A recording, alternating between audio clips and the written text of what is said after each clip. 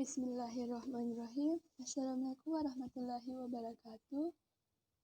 Nama saya Nurul Syifa DP, NIM D0212011144 dari kelas Pengantar Ilmu Pertanian E. Materi yang akan saya bawakan adalah tata niaga pertanian. Apa itu tata niaga?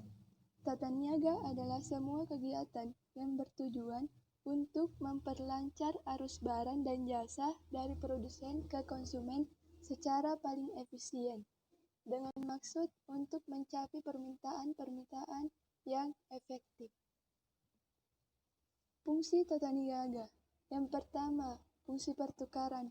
Semua tindakan untuk memperlancar pemindahan hak milik atas barang dan jasa disebut fungsi pertukaran. Fungsi pertukaran terdiri atas fungsi penjualan dan fungsi pembelian.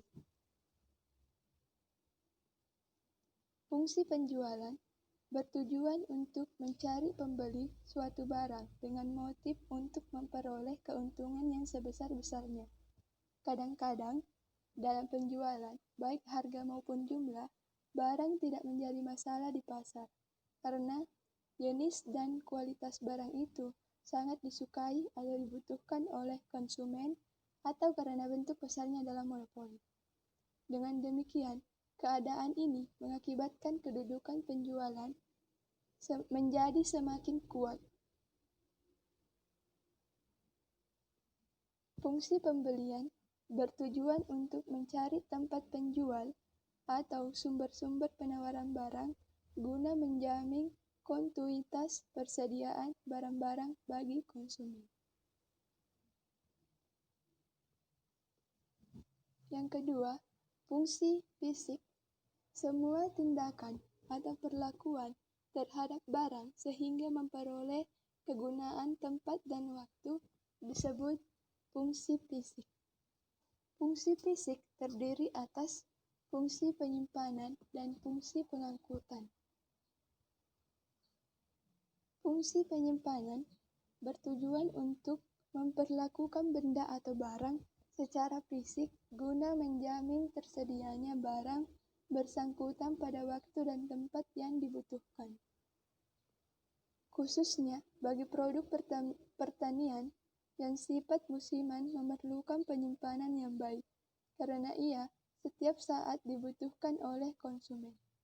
Misalnya, tanaman padi yang menghasilkan produksi hanya 2 kali setahun, maka ini berarti memerlukan suatu sistem penyimpanan agar kebutuhan beras sehari-hari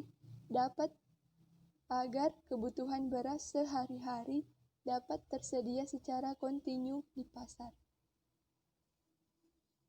Fungsi pengangkutan. Suatu fungsi yang meliputi kegiatan yang ditujukan untuk menggerakkan barang-barang dari tempat-tempat produksi ke tempat di mana barang itu dibutuhkan. Contohnya, pengiriman melalui Gojek. Yang ketiga, fungsi fasilitas. Semua tindakan untuk menunjang kelancaran pelaksanaan fungsi-fungsi pertukaran dan fisik disebut fungsi fasilitas. Fungsi fasilitas terdiri atas fungsi standarisasi dan grading, fungsi penanggungan risiko, fungsi pembiayaan, fungsi keterangan pasar. Fungsi standarisasi dan grading. Standarisasi adalah proses penentuan standar atau suatu ukuran mutu dengan mengambil dasar-dasar perincian seperti warna, rupa, kadar kimia, kekuatan, kematangan, kandungan air, rasa aroma, kebersihan, dan kerusakan. Grading adalah proses pemakaian standar dengan jalan mensortir benda atau barang menjadi beberapa golongan. Penanggungan risiko bertujuan untuk mempelajari segala bentuk risiko yang terjadi dan yang akan terjadi selama pengaliran barang. kemudian menghindarinya atau meminimumkannya. Kegiatan-kegiatan dalam tata niaga pertanian banyak mengalami resiko antara lain susut dan resiko rusak atau busuk selama disimpan atau diam. Seorang pengusaha yang menguasai atau mengetahui seluk-beluk kegiatan dan kemungkinan resiko tata niaga yang akan terjadi tentunya akan memikul resiko lebih ringan. Fungsi pembiayaan untuk mengkaji atau mengurus dana, baik yang berupa uang cash maupun berupa kredit, untuk dipakai membelanjai segala usaha yang ditujukan untuk mengalirkan barang dari produsen ke konsumen.